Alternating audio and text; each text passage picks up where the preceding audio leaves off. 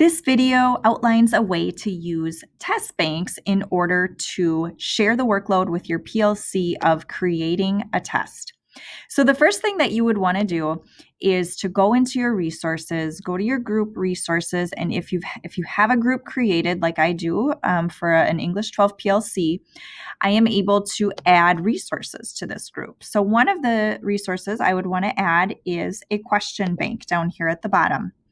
So in the question bank, you want to get specific. So for us, it's a Beowulf quiz question bank that I would like to create. Feel free to put in a description. I would not enable question tracking as this locks the questions so that you can't edit them.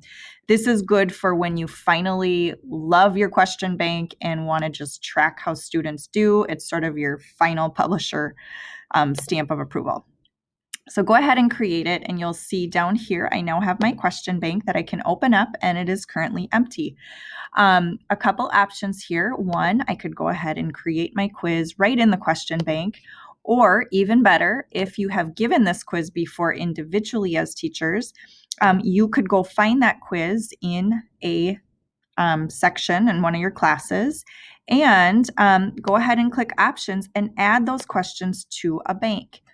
It will allow you then to select whether you want a couple of them or all of them to start pooling your resources as a PLC. It will ask you to select the correct bank, and so I'm going to go to the one I just created and add all of those questions to it. They've been added successfully. Now, as you can see, when I refresh this question bank, all of those questions from my quiz pop up in here. And essentially, what you could do with your PLC members is each of them could add any and all of those questions to this question bank, which is wonderful.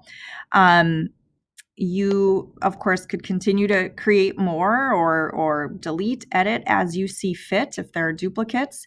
Once you're feeling good about that question bank, what you could do hypothetically is either go into that previous quiz, or maybe you add a new test or quiz.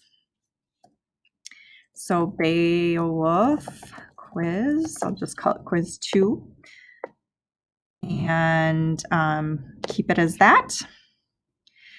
And now again, it's a blank, it's a new quiz. I could either, again, add my own questions or add questions from question banks. So it asks, do you want to add individual questions or randomized questions? If I wanted to add individual questions, I could click on the individual questions, and it will allow me then to go through and select from where, if I want to go with a question bank. So I know I put it in here, and I could either select all of them, or maybe there's a couple that I really like from this question bank that I'm going to add in. So now I have those 2 questions so far, and I can still go in and edit and set different preferences as I'd like to. But maybe I want to, now I have 2 questions I want every student to get, and then maybe I just want some random questions that every student gets a little bit of a different quiz that way. So maybe now I'm going to randomize my questions. And I'd like, let's say, once again, I'm going to go through and find those groups. There it is. So that's the question bank I want to use. And now I get to choose, oops, I'm going to go back to that actually. So this is the question bank that I want to use.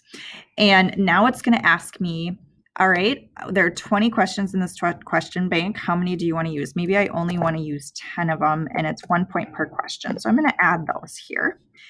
And what you'll see is that questions 3 through 12 will be a random set of questions, 10 of the 20 questions that I have from this question bank. So for any given student, they might get 10 different questions from their the student sitting next to them. So I can still go in and edit. It doesn't mean that I can select which questions, but I could select, again, fewer. Maybe I actually only want 8 of these to be a random question set. So once again, if you were to add a question from a question bank, you could do either that randomizing set or individual questions within your group. You are able to continually add more questions, or again, if you really love the questions in this quiz that you've created, you are able to add these questions to a question bank, or to one of your question banks, which is really, really nice. So if I, once again, was back in this folder in one of my quizzes that I didn't use all of the question banks, I'd be able to click options and add questions to bank.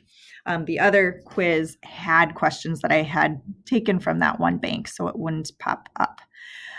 Hopefully this is helpful to you as you are working with your PLCs to streamline and share the workload.